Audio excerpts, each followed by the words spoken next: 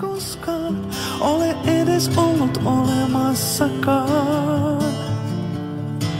Ootko oma elämäsi ikävöinyt, joka ohi kulkee ettet huomaakaan?